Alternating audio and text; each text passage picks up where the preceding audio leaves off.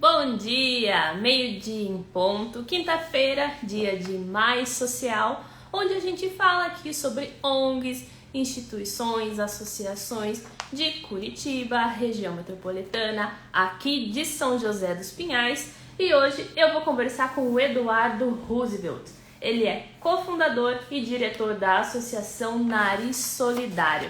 Ele já está aqui com a gente e eu vou aproveitar para chamá-lo.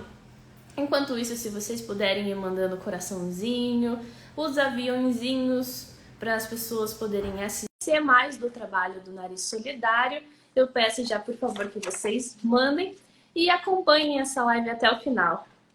Tudo bem, Eduardo? E aí, bom dia, tudo Bom bom, dia! Bruna? Você Você está e me a todos escutando também? bem? Sim, você, tranquilo? Tranquilo! Estou bem ansiosa para fazer essa live porque eu fiquei bem interessada no trabalho do Nariz Solidário, né, a associação. E eu já falei aqui para quem já entrou que eu não ia contar muito, eu ia deixar para você contar para a gente. Então, eu já vou deixar você começar, porque o IGTV dá para a gente acho que mais ou menos 1 hora. Então, eu quero que você conte para a gente como é que surgiu essa ideia do Nariz Solidário. Bom, então, primeiramente, obrigado pelo convite. Eu acho que é cada vez mais importante a gente estar falando sobre as iniciativas sociais que nós temos em nossa região, né? E que ajudam aí a desafogar alguns problemas sociais que nós temos em geral. Mas o Nariz Solidário é uma organização que trabalha a palhaçaria para a humanização de ambientes e pessoas. Então, muitas pessoas conhecem mais como o palhaço que vai em hospital, mas acaba sendo um pouco mais profundo do que isso, né? Tem toda uma questão de desenvolvimento de pessoas antes da gente chegar nesse lugar que é o hospital, e ou até mesmo as empresas que a gente trabalha, com as escolas também. Então a gente tem uma gama de possibilidades de atuação dentro dessa linguagem artística do palhaço que a gente tem. Uhum. Então, vocês atuam nos hospitais, atuam também em outros lugares? Como é que vocês fazem? Então, nós trabalhamos hoje em 3 hospitais da região de Curitiba e metropolitana também. Então são 2 em Curitiba, que é o Hospital do Idoso e Cajuru. O outro fica em Campo Largo, que é um hospital infantil. E recentemente nós fechamos uma parceria também com a Santa Casa, né, de ampliação do nosso trabalho também. Fora isso, a gente tem espetáculos, oficinas que a gente realiza. Tanto os espetáculos são em escolas ou empresas, e as oficinas também de empatia para trabalhar o desenvolvimento, né, relação de grupos, e diversas outras competências. A gente trabalha tanto com educadores quanto com colaboradores de empresas, CEOs, enfim, tem diversas formas da gente atuar também. E articulação em rede, né? A gente tenta fazer o possível dentro das nossas limitações e possibilidades de atuar numa ampla rede de palhaçaria, não só local, mas de forma nacional também, onde a gente chama as lideranças desses outros grupos a nível país para debater essa perspectiva da liderança no voluntariado, né, e na palhaçaria, nesse lugar que a gente atua, e como que a gente faz para cada vez ficar mais qualitativo aquilo que a gente realiza, ao contrário do que muita gente acha que é só colocar o nariz e ir para o hospital, enfim. Então a gente tenta trabalhar num voluntariado mais profissionalizante. Uhum.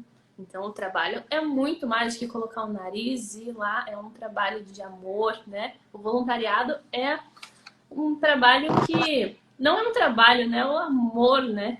E eu queria que você me contasse mais da equipe do Nariz Solidário, como é que eles se aproximaram e também, já emendando a minha pergunta, falando mais sobre o trabalho de todos eles.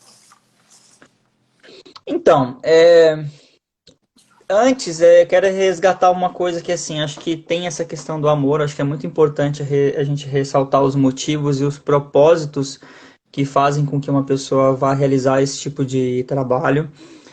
Mas para mim, eu venho entendendo, quanto empreendedor social e alguém que estuda tanto o ambiente social quanto a arte e o voluntariado, enfim, que é muito mais uma responsabilidade cidadã de, de compreensão do todo, de pertencimento de uma sociedade onde eu me coloco como corresponsável dessa sociedade em qual eu vivo, do que só falar de amor, entende? Para mim é muito mais esse lugar. E aí sim eu começo a lidar com essa competência como trabalho, sim. Porque o trabalho não é só aquilo que você faz de forma remunerada. Trabalho é tudo aquilo que você realmente se dispõe a fazer e exerce uma responsabilidade em busca de um resultado em cima disso. Então, o trabalho voluntário é um trabalho, sim, tem leis para isso e tem uma responsabilidade cidadã em cima disso que você está fazendo. Quando a gente trata a palhaçaria, que é a arte, para nós ela tem uma preocupação um pouco maior, porque eu estou lidando com uma linguagem que é um ofício, é um trabalho de muita gente que recebe para isso, né?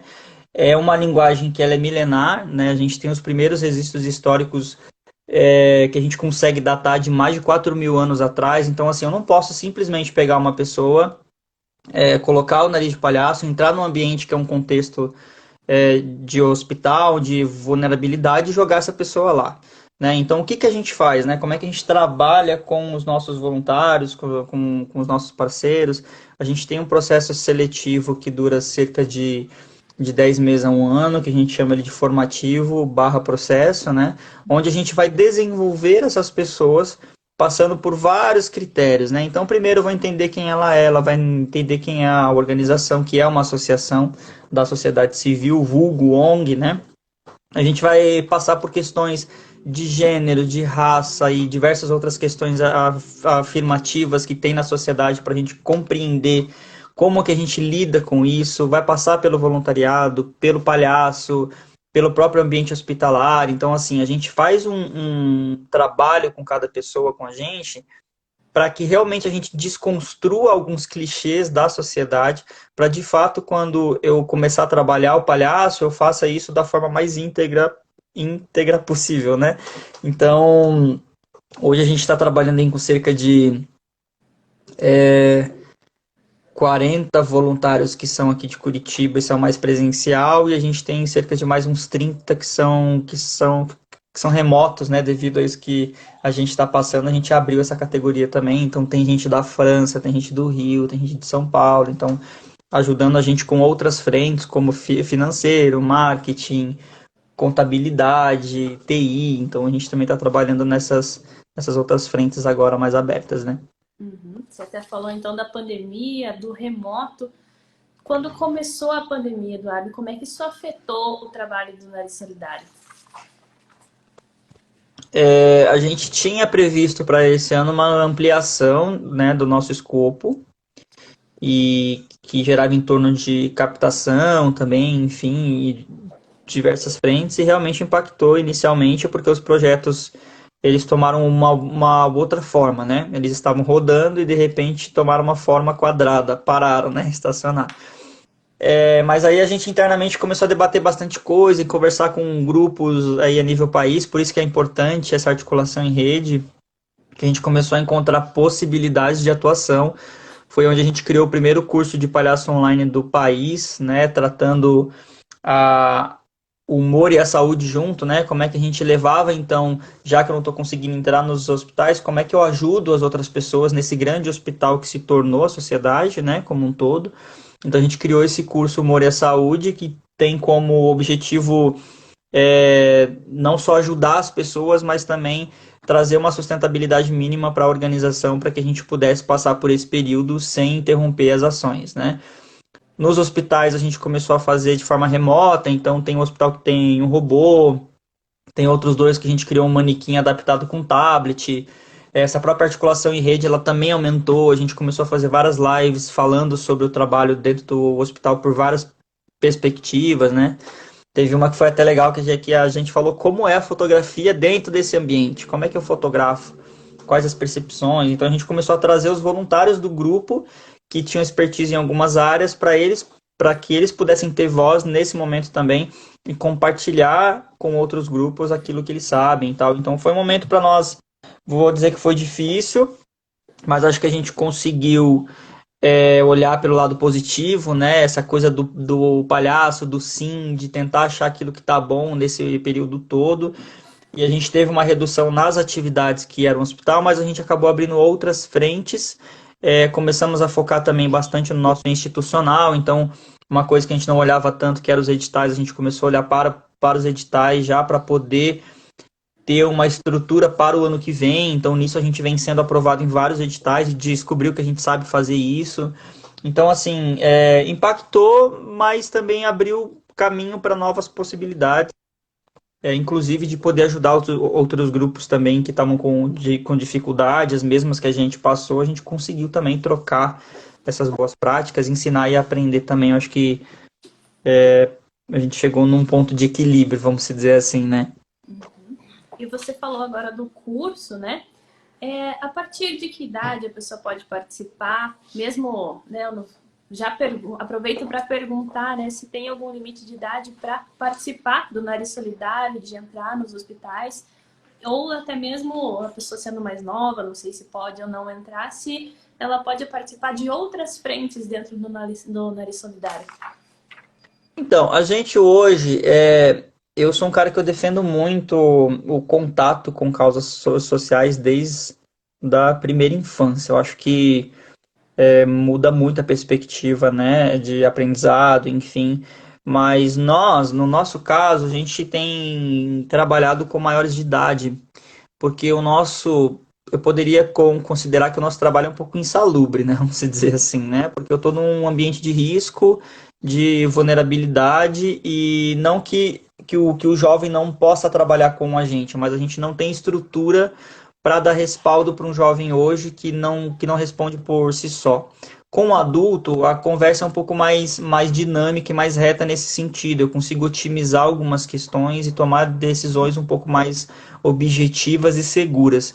Com quem é menor de idade, a gente não assumiu, embora a gente entenda que há uma potência muito forte em trabalhar nessa área com eles, mas a gente ainda não trabalha com menor de 18 mesmo, por essa dificuldade que a gente tem de estrutura. Quem sabe num futuro, se a gente conseguir ter uma sede estruturada, com psicólogos 24 horas ali, né, o período que a pessoa possa estar, com pedagogos e assistente social, enfim, a gente consiga receber um menor de idade e dar uma estrutura um pouco maior, que é um grande sonho da gente, ter uma escola artística de palhaço e diversas outras linguagens do circo para desenvolver os jovens que estão em situação de vulnerabilidade e principalmente também os idosos, que é um público que a gente fala muito, que a pessoa entra na fase idosa, ela já começa, parece que a sociedade enxerga ela como um problema, é muito diferente do que a gente via nas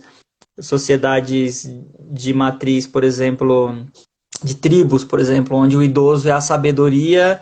Nesse sistema que a gente vive hoje é o desuso. Então, para nós, a gente quer também criar um projeto futuro onde a gente possa ter um centro de estudos onde os idosos possam trazer materiais para a gente de trabalho, de desenvolvimento, de discussões, né? Então, é um público que a gente pensa bastante.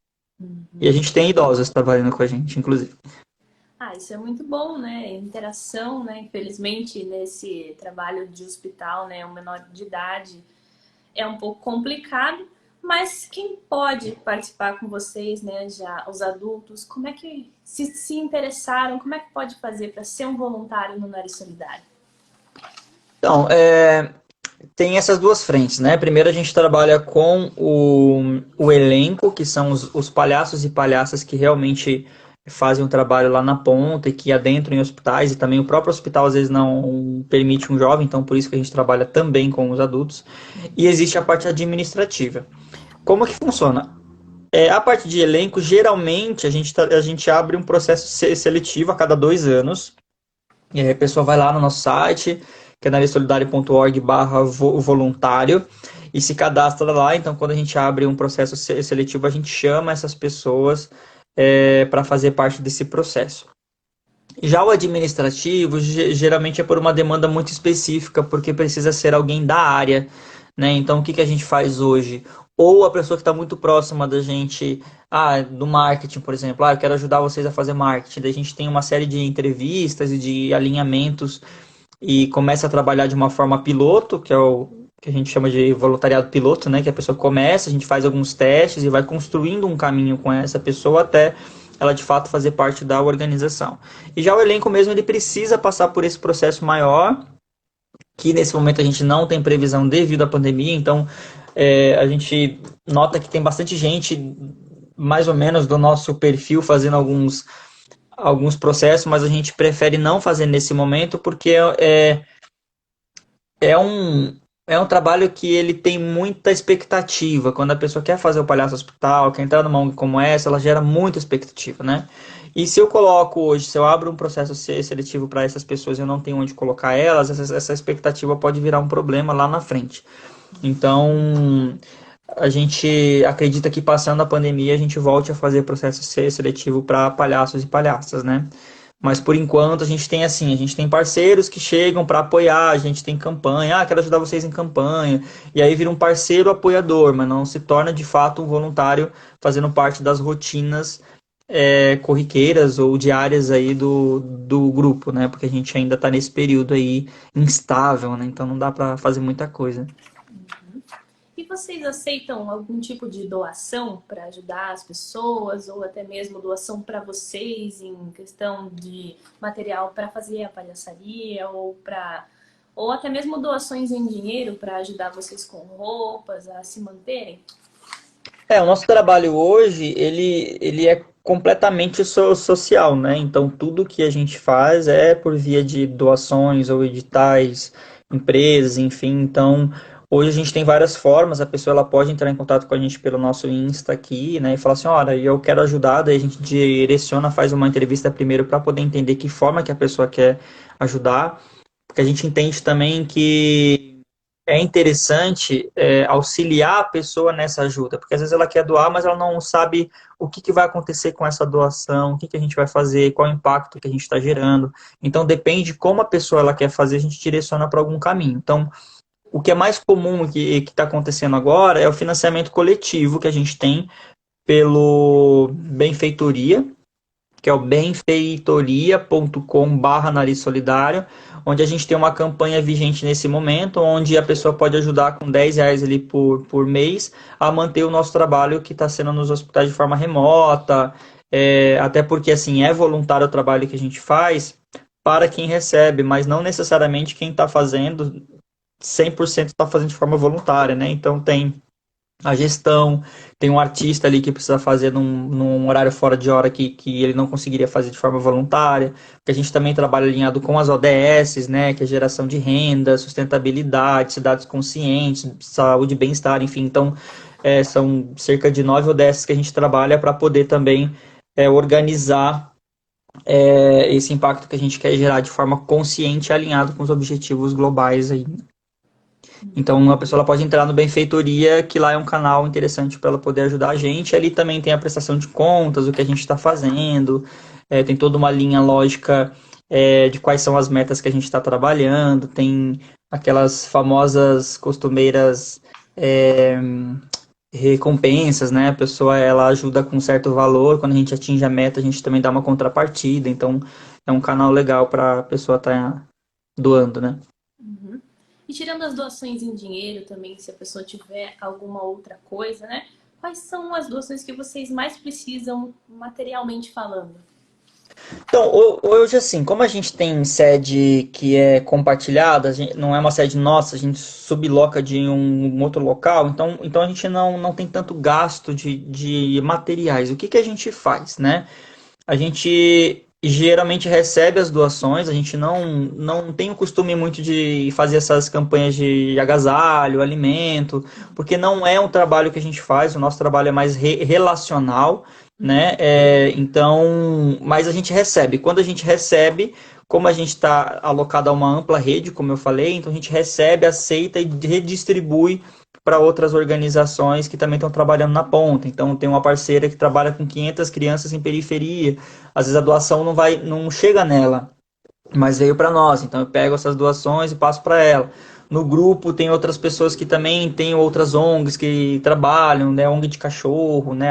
Animal, outra ONG também com, né, pessoas com deficiência. Então a gente recebe as doações e redireciona.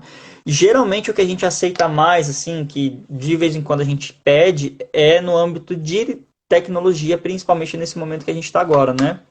Onde o tablet passou a ser recurso nosso, bastante importante, o computador, essas coisas assim, porque a gente acaba utilizando bastante agora nesse período de pandemia. Mas assim, a gente não está sempre precisando, a gente recebe porque realmente a gente redistribui. Então, quando alguém quer doar, geralmente eu pergunto o que que é, se é alguma coisa que eu posso pegar, por exemplo, doação de agasalho. Geralmente a gente recebe, faz um crivo, vê o que tem ali, porque às vezes vem alguma coisa que não dá para ser doado, que está muito ruim e tal. Então a gente separa, vê o que está melhor, manda para algumas organizações. Algumas roupas que geralmente a pessoa não gostaria de receber de doação porque é muito diferente, a gente reutiliza nos nossos figurinos e distribui de novo essas roupas, né?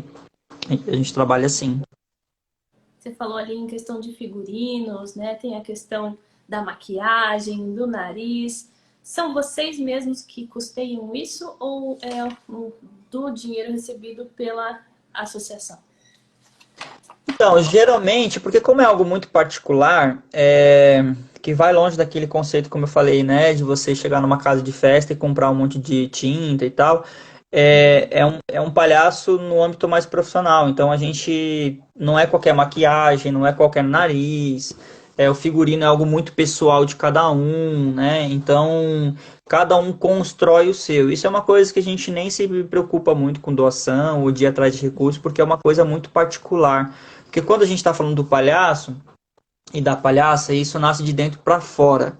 Então eu não posso pegar a minha blusa aqui e falar, olha, isso aqui vai servir em você e você vai ficar feliz. A pessoa ela se constrói e ela estando no grupo ou saindo depois, ela leva isso consigo. É o trabalho dela, é o palhaço dela, não é da organização, né? Então faz mais sentido quando a pessoa ela constrói de dentro para fora. Isso leva bastante tempo, inclusive nome e tudo mais, essa construção da persona cômica. Então é algo que a pessoa mesma ela corre atrás. Mas obviamente, quando ela tem uma certa dificuldade em ir atrás de nariz, né, porque é caro e alguma maquiagem de boa qualidade, ela pode acionar o grupo sim, que a gente auxilia. E eu queria saber um pouquinho mais de você, Eduardo. Como é que é a sua identidade como palhaço? Como é que é seu nome? Como é que surgiu de você essa vontade de fazer parte do Nariz Solidário? Quero saber um pouquinho. Eu sempre eu noto que quando eu falo sobre isso, eu conto sempre uma história diferente, porque eu vou lembrando um pouquinho de cada lugar, né? Mas a minha história como um palhaço, acho que ela começa quando eu tinha uns 5 anos. Eu tenho uma foto com o Bozo e o Papai Papu, dos dois juntos, né? Nem sabia o que que era, e eu lembro disso hoje. Que eu tive o primeiro contato mesmo ali. E de lá pra cá, eu fiz algumas causas sociais que sempre tinha um palhaço envolvido, mas eu não era o palhaço de fato. E aí eu passei por uma instituição que eu estava atuando como músico, e essa instituição me convidou para fazer parte de um grupo de palhaços que na época tinha um caráter mais ligado à religião, enfim.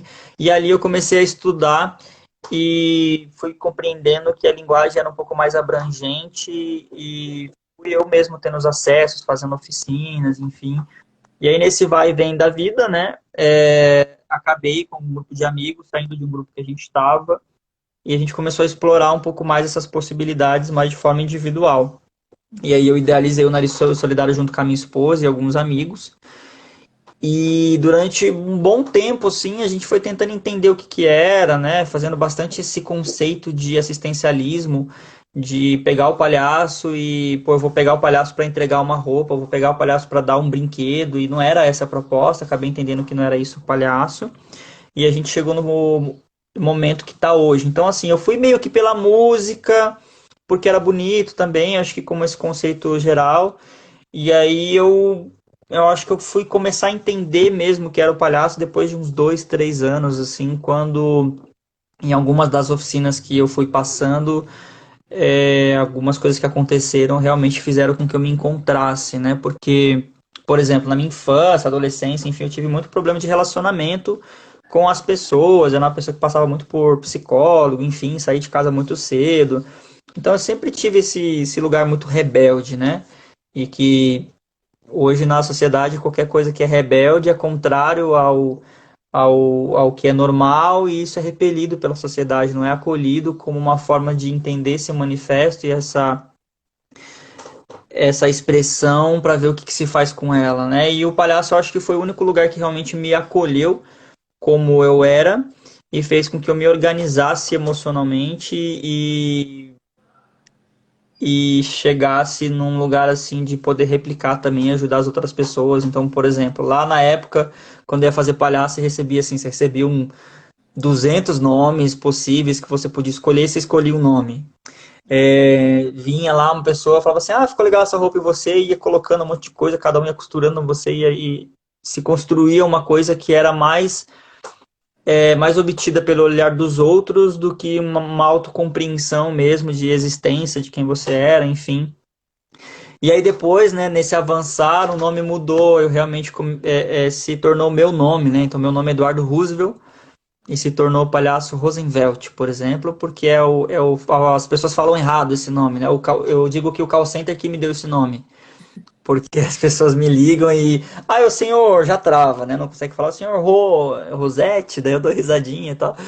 Então eu assumi esse nome, então já é eu de forma ampliada, né? É o Rosenvelt, é o Eduardo, de forma aumentada. E as roupas também, elas muito se parecem com o que eu sou no cotidiano, assim, né? Com alguns exageros. Por exemplo, pô. Eu tenho uma calça que eu uso que ela é quadriculada. Quando começou a sair umas calças femininas que eram quadriculado meio diferente. Era um preto com branco, mas ele se entrelaçava assim. Não Uhum. era um quadradinho, eu não sei o nome daquilo. E, pô, eu achava aquela calça muito legal, entendeu? Só que, primeiro, era de mulher, então se eu usasse, né, ia ter, né, tipo, alguém ia falar coisa pra mim, porque era muito feminina mesmo de usar. Não tinha onde usar, eu não achava e não achava o meu tamanho. Eu falei, coisa errada, né? E aí, num dia de uma doação, que a gente tava mexendo, essa calça tava lá, né? Tava meio batida e tal. Eu falei, olha que interessante, coube em mim. Daí eu cortei assim a flanela e comecei a usar, enfim, adequei o figurino. Então, veja, nasce nessa construção do estereótipo que faz com que as pessoas se encantem e levem até essa linguagem de forma assim lúdica. E aí quando você começa a explorar, você consegue ter um pouco mais de profundidade sobre o que você está falando, sobre o que você está existindo. Então eu acho que o palhaço ele me encontra num processo de autoconhecimento e existência mesmo assim, né? Onde me organizou aquela rebeldia, fez com que eu também me encontrasse de forma profissional. Então eu era um gestor comercial de uma grande companhia. Aquilo passou a não fazer mais sentido para mim. Eu fui me especializar e hoje eu sou empreendedor social e palhaço. Estou à frente de uma organização falando de arte, falando do social, falando de voluntariado. Então eu acho que é um pouco dessa trajetória minha foi assim. E nesse processo, você já sofreu algum preconceito por ter escolhido a palhaçaria para ajudar os outros? Acho que preconceito não, acho que a gente está bastante avançado com relação a isso, né? Porque eu acho que vai um pouquinho também da postura que você se apresenta. Eu acho que eu nunca me apresentei como vítima de nada, né? E eu, na verdade, quando eu vim para o social, eu vim como uma solução daquilo que não estava dando certo na minha vida, né? Eu me vi debruçado no 12º andar de uma companhia que eu trabalhava porque eu queria, né, tirar minha vida e tal. Então o social, ele entra para mim não só a arte, eu falo, eu tento equilibrar minha fala de arte e o social, porque são coisas às vezes que parece que trabalham desconexa, e na verdade é tudo a mesma coisa, né? A gente está falando de um social que é um ambiente muito mais macro, e a arte faz parte desse movimento social. Então, eu acho que não, eu acho que o preconceito às vezes vem, acho que de você mesmo, assim, sabe, às vezes, porque você escolhe isso. Você sabe que é bom, você sabe que transforma a vida das pessoas, você também, e só que não tem o mesmo recurso financeiro, não tem a mesma estrutura. Então, quando as crises aparecem, você começa a se questionar um pouco sobre essas decisões que você toma, né? Meio que como uma fuga também daquele estresse que você está sentindo. Mas hoje eu tenho mais assim, mais admiração, porque eu acho que eu conquistei esse lugar, mais admiração das pessoas que se inspiram em fazer o mesmo trabalho também. Então, por exemplo, No mês passado, a gente começou a fazer um movimento e 6 pessoas que estavam em contato com a gente adentraram numa faculdade de pós-graduação, um curso de pós-graduação de empreendedorismo social e negócios sociais, porque eu fiz e essas pessoas viram que o resultado que isso deu na minha vida e elas também falaram, pô, eu preciso fazer esse curso para poder aplicar isso na minha vida e no meu trabalho.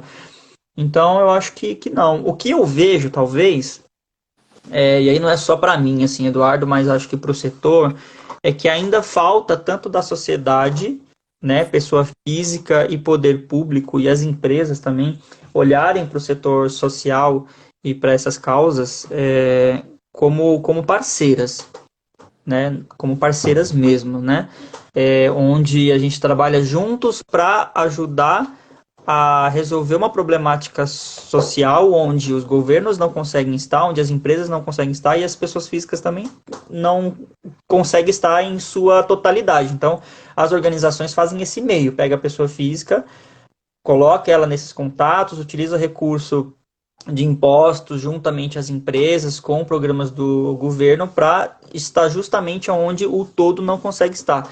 Então, acho que falta um pouco mais de consciência, por mais que a gente tenha tido uma amplitude assim e uma abrangência um pouco maior nesse período de pandemia da sensibilização das pessoas com relação às causas, mas que elas entendam que as causas e o que a gente faz não é que o que vai resolver o problema não é só você entregar uma roupa, não é só você entregar um alimento. Essas pessoas vão continuar com frio, elas vão continuar com fome. A gente precisa cada vez mais criar projetos e estruturas que ajudem a resolver e acabar com os problemas e não só sustentar os problemas, né? Então, acho que é um pouco isso, assim, levando um pouco para um outro contexto já mais político-social. Eu acho que não tem preconceito, mas falta de entendimento do que é uma organização social de fato, que não é nem ONG, é uma OSC, né? Então, acho que a sociedade tem pouco conhecimento do que realmente as organizações fazem e qual o problema que elas ajudam a resolver. Então, nessa fase de você também encontrar, você também se salvou, né? Eu me emocionei aqui com você contando. E eu quero saber se a sua família também apoiou quando você decidiu ser o palhaço, né? Então, a minha esposa, ela começou comigo, né? Então, ela era auxiliar de enfermagem, porém trabalhava numa controladoria, fazendo processos, enfim. E a gente fazia o voluntariado juntos. Então, quando a gente fundou a organização social, a gente começou a fazer isso de forma muito voluntária e as coisas foram acontecendo, na verdade, né? Mas sempre houve um apoio, assim, mas era sempre algo que era adicional, era algo que a gente fazia em outras horas, não era o trabalho de fato, né? Quando isso torna um corpo bastante maior, veio as crises de novo, como eu falei, porque quando você decide por ir por esse caminho, você descobre que ele é muito mais difícil, por exemplo, do que você abrisse uma empresa. Porque uma empresa, eu posso criar um produto, faço o markup dele, coloco o valor que eu quero, faço uma pesquisa e vendo, acho meu público e pronto. Não é tão simples assim, mas é isso. Hoje, numa organização social, eu não posso criar um produto, sair vendendo, não é assim. Primeiro, você tem que ter um conhecimento muito amplo daquilo que você está fazendo. Então, quando essas coisas foram acontecendo, eu tive apoio de amigos também que me ajudaram com cursos, enfim, e a minha família, mais vamos dizer assim, que se resume mais a de casa, né, esposa, filhos e cachorro, essa parte sempre teve comigo. Então, quando um estava melhor, o outro supria o outro. Então, a organização social já ajudou a minha esposa, por exemplo, ela a se reposicionar no mercado, porque hoje ela também se encontrou enquanto empreendedora, né? Então, entendeu que para que a organização pudesse ir adiante, a gente não podia ficar os dois à frente, né? Então, ela foi fazer as coisas dela e eu foquei na organização. Então, quando eu estou bem profissionalmente, ela não, as coisas se equilibram e vice-versa e tal. Então, sempre teve apoio, até porque também sempre teve resultado. Eu acho que quando você nota uma transformação e você nota que algo está mudando, não só na sociedade, mas eu costumo dizer que é de dentro para fora. Lá no início você falou assim, ah, como é que são as pessoas no grupo e tal. Tem uma coisa que eu sempre falo que é assim, se não muda, a mim primeiro não adianta eu falar nada, assim, não adianta eu ir lá querer ajudar alguém lá na periferia, hospital, ou seja o lugar que for, se eu não consigo aplicar isso na minha vida, entende? E é extremamente difícil, né? E a gente está cada vez mais acostumado a ver pessoas que fazem causas sociais, mas que em suas vidas não aplicam. Mas vai lá, tira uma foto, tá bonito e se posiciona como alguém que está ajudando a sociedade, enfim, mas acaba sendo um pouco mais raso. Então, eu acho que assim, é de dentro para fora, né? Então, acho que quando você tem isso, você consegue o apoio, ele acaba sendo fluido, ele surge de uma transformação que está começando a existir a partir de quem você é, de quem você foi, de que você se tornou dentro de casa também, né? E nesse tempo de voluntariado, de trabalho voluntário, você deve ter uma história que aconteceu com você, que te emocionou, que te marcou muito. E eu te pergunto, você tem essa história para contar pra gente? Várias, né? Se A quiser, gente pode tem, contar. a gente tem bastante, inclusive, que é engraçado você perguntar isso porque a gente está fazendo um livro, né? Estou escrevendo um livro aqui com as histórias e rotinas que a gente teve em hospitais. É, e eu estava resgatando essas fotos, essas histórias ontem e tal. Então vai ser um livro com 40 histórias e fotografias, enfim.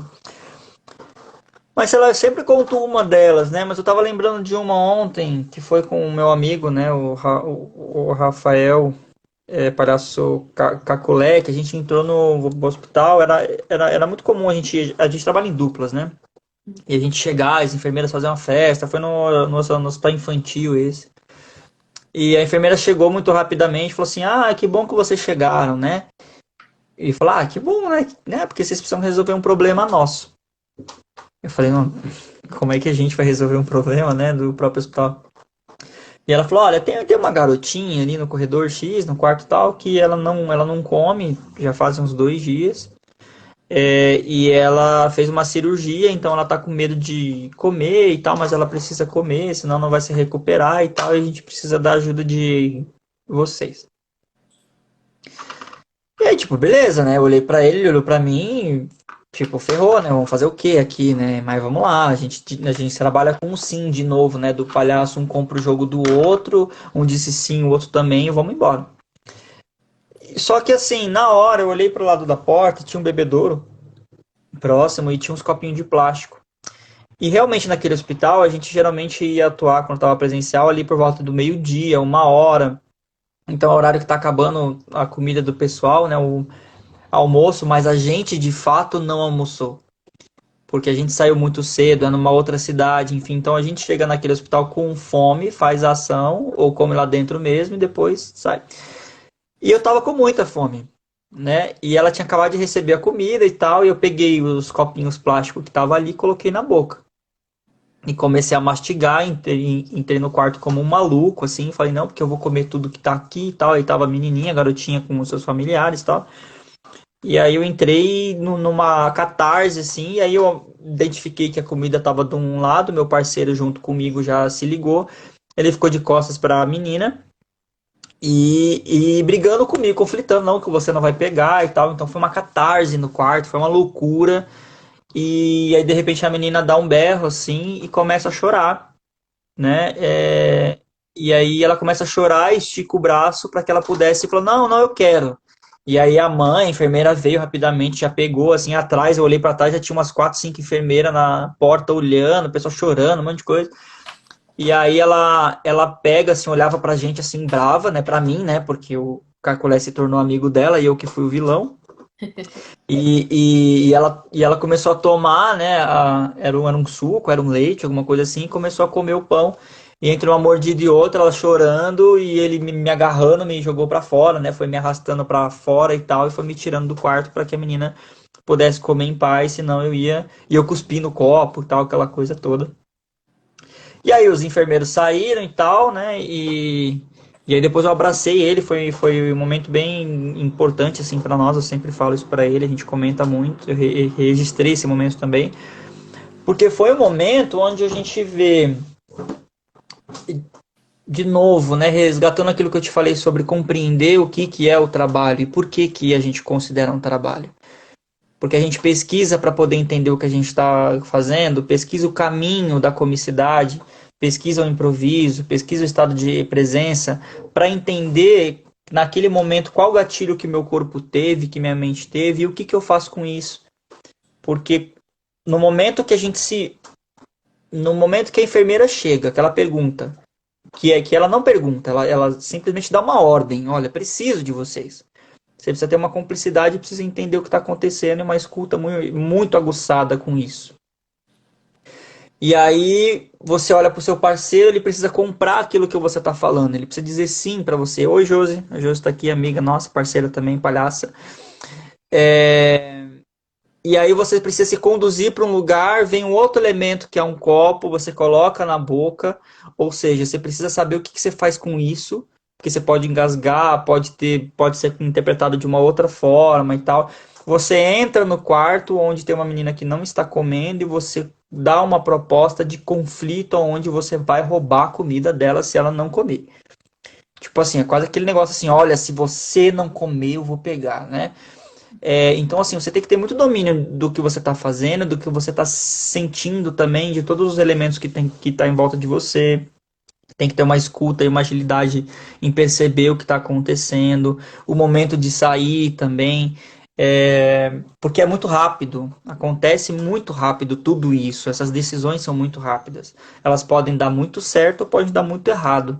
E nesse caso, foi um caso onde você vê o palhaço auxiliando num processo de cura de uma criança, trabalhando no auxílio. A gente não leva a cura para ninguém. Tem gente que acha que o palhaço cura, eu acho que o palhaço acelera processos de cura, mas ele não cura nada, né? E aí você vê o palhaço auxiliando nesse processo de cura de uma criança que não estava conseguindo comer, onde nem as enfermeiras que são preparadas, os médicos, os familiares, que está todo ali um ambiente seguro, não conseguiram. E o palhaço entra em 5 minutos, faz uma intervenção e através do choro a criança rompe com aquele medo dela e acaba comendo, né, acaba ingerindo o alimento, enfim. Então, para mim foi muito importante esse caso, porque nem eu entendi o que estava acontecendo. Depois que a gente foi debater, a gente leva isso muito para estudo, para debate no grupo, o que aconteceu naquele momento, né, da criança, né? Tipo, o palhaço não é aquele que traz o riso? Como assim? Né? E na verdade não, o palhaço traz encontros, e esses encontros podem culminar em várias coisas, né? Tem muita gente que às vezes faz entrevista com a gente, às vezes já aconteceu de uma emissora chegar e colocar a câmera na nossa cara lá no hospital e tal. E pra você, como é vir aqui trazer alegria? E eu falar assim, não trago alegria, não venho trazer alegria. Eu venho trazer encontros. E esses encontros pode acontecer muita coisa, como assim, não é que nem todo mundo acha que é, né? Ah, é bonitinho, toda vez que eu vou lá no hospital é uma maravilha e tal. Não, 10 intervenções, pode ter certeza que metade, ou às vezes mais da metade, foi muito ruim. A gente não se ouviu enquanto dupla, a gente não compreendeu o que estava acontecendo, alguém pisou em alguma coisa e quebrou, alguém se bateu, alguém pode ter se machucado, alguém fez uma brincadeira que a enfermeira não gostou e ficou chateada e saiu chorando, enfim. Então, assim, não é tão simples assim, né? Existem muitas questões que a gente tenta trabalhar que é muito anterior à entrada nesses ambientes hospitalares, né? Então, essa é uma história que para mim marca bastante.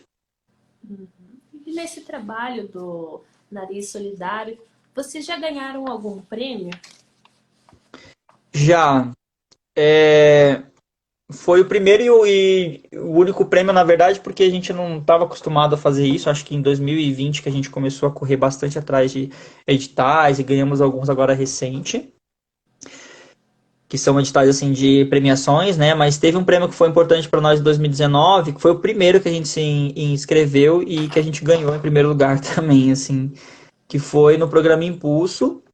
Foi interessante porque assim, foi o primeiro programa criado pelo programa Impulso, RPC e GRPcom. Foi o primeiro que a gente se inscreveu e o primeiro que a gente ganhou. Engraçado isso, né? As coisas dos números. Pois Lá tinha uma categoria. Oi? Foi tudo se encaixando. Foi encaixando. Foi uma categoria que a gente se inscreveu para falar sobre a gestão do voluntariado, né? E a gente ganhou como destaque melhor gestão de voluntários do Paraná entre organizações assim com conceituadíssimas. Eu tive assim, como é que eu provo que aquilo que a gente faz realmente dá resultado se é intangível? Porque assim, hoje, falar de causas sociais, você faz assim, doei 1.000 cestas básicas. É um número. É um número, a pessoa comeu, matou a fome, no dia seguinte ela tem fome de novo. Agora, como é, e que é potente também, né? Porque a necessidade básica, pirâmide de Maslow, lá das necessidades primárias, enfim. Mas como é que eu vou chegar, como é que eu vou dizer para você o quanto que eu transformo a sua vida? Como é que eu mensuro isso? E naquele ano a gente estava fazendo um processo seletivo mais robusto já. E a gente estava coletando diversos dados e depoimentos, estava acompanhando as pessoas desde o início do ano até o final. E esse prêmio foi bem em novembro.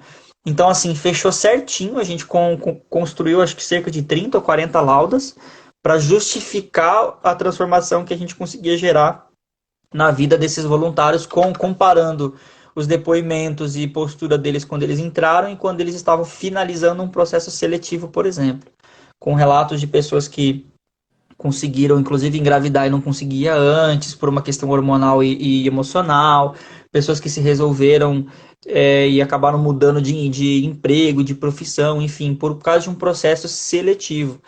Então, esse prêmio para nós ele foi muito significativo, abriu bastante portas para nós também, e fez com que a gente olhasse um pouco mais pela perspectiva de cuidar de quem cuida. Então, hoje o meu primeiro público-alvo, se eu fosse te dizer assim, de trabalho é o voluntário.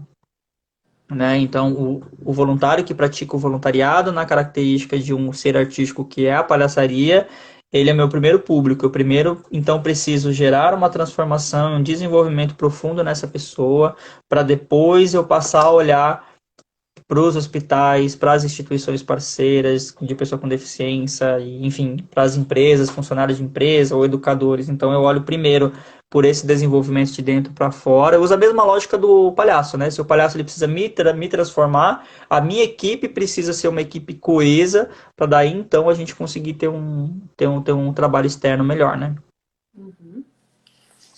E eu ainda tenho um espaço-tempo aqui, os meus questionamentos já acabaram, mas eu queria deixar esse espaço aqui também para você falar todas as redes sociais, como as pessoas podem encontrar vocês para conhecer o trabalho, para poder ajudar, para poder talvez ajudar com divulgação do trabalho de vocês. Como é que as pessoas podem encontrar? Vou deixar esse espaço para você falar todas as formas de contato e se quiser agradecer também aos seus companheiros, eu deixo esse espaço aqui para você. Bom, as redes sociais é bem simples, é @nariz solidário tudo junto, né? Sem acento. Porque daí vai lá pro Insta, lá no Insta você tem um link lá na descrição da biografia, ou da bio, né? Como o pessoal fala, e lá você tem um organizador de link que leva para site, leva para diversas outras coisas. Então é bem simples, entra pelo Instagram que consegue acessar todas as outras nossas redes, YouTube, Facebook, site, benfeitoria, financiamento coletivo, enfim. É, Mas eu queria então, né, já que você já deu a deixa, agradecer a todo mundo que faz parte do Nariz Solidário, né, aos voluntários que vão desde quem visita lá o hospital, a quem ajuda a construir projeto, a quem me atende às vezes de madrugada para resolver um problema, a quem me atura, né, enquanto liderança, a quem me dá conselho, a quem está mais perto, a quem está mais longe, né? Queria dizer que todos são extremamente importantes e às vezes a gente não consegue mensurar inicialmente tão rapidamente o que a gente faz, o que a gente gera, mas ao longo do tempo você começa a coletar dados de pessoas que um simples contato com a gente às vezes se organizou na vida ou conseguiu achar um caminho. Então, é muito difícil você conseguir categorizar e ter isso na mão, de fato. E eu acho que isso que torna também o nosso trabalho, de certa forma, até um pouco filosófico, porque por mais que eu tente mensurar e colocar na mesa para ir atrás de um investidor, de uma parceria que quer nos ajudar e tal, que nem sabe às vezes que poderia nos ajudar e gerar impacto na sociedade para a própria empresa, enfim, tem um lugar que nunca vai ser do meu controle, nunca vai estar na minha mão, que é esse reverberar daquilo que a gente faz, né? Não está na nossa mão. A gente faz, organiza, tenta ser o mais organizado possível e coeso e tentar cuidar para não deturpar a linguagem do palhaço, nem o que é o voluntariado nessa categoria, e nem colocar uma mensagem errada sobre o trabalho na sociedade e fazer com que, ao mesmo tempo, as pessoas tenham uma reflexão sobre esse respeito de si mesmo e do outro, mas tem um negócio que a gente não consegue controlar mesmo, que é até que ponto o que eu faço, o que a gente faz, o que a gente gera juntos, o que eu faço, eu digo, enquanto palhaço, né? Mas o que nós fazemos enquanto organização e grupo tá realmente, de fato, transformando. E eu tô atrás disso o tempo todo. Eu preciso saber o tempo todo. Eu fico indo atrás e cavucando para saber até onde que foi, porque é importante para mim saber e também é um termômetro para nós, né? Para não achar sempre que tá fazendo um trabalho lindo, maravilhoso e não tá transformando nada. Então, queria agradecer essa galera que faz parte disso tudo, agradecer também as outras organizações parceiras de outras linguagens que também nos ensinam, que também nos apoiam e que nos fazem, que dão as mãos juntas com a gente aí para debater esse lugar tão importante que é o social, que é esse lugar de convívio nosso, de existência de todo mundo e de todas as diferenças possíveis. Edu, quero agradecer demais você ter aceitado o convite da Rádio Mais para participar da live aqui do Mais Social. Muito obrigada mesmo, eu espero que o projeto sempre cresça, né? A Associação Nariz Solidário. Eu vou salvar essa live aqui no IGTV da Rádio Mais, para quem quiser compartilhar, para quem quiser assistir de novo. Pegou da metade, é só assistir daqui a pouquinho, que eu vou, inclusive, com todas as formas de contato e também as redes sociais do Nariz Solidário. A Rádio Mais agradece demais você ter disponibilizado esse tempo e tenha um ótimo dia, Edu. Eu queria dizer que eu amei o seu cabelo. Tô Muito aqui desde o obrigada. início pra dizer isso. Eu amei o cabelo seu. Muito Obrigado, obrigada. tá? Obrigado a todo mundo que passou por aí, que tá passando agora, que tá passando depois, mas que é antes, mas que é depois, que talvez é agora, mas que também foi antes. E é isso. Tenha um bom dia a todo mundo. Muito bom dia. Um beijo, Edu. Beijo. Tchau, tchau. Tchau, tchau.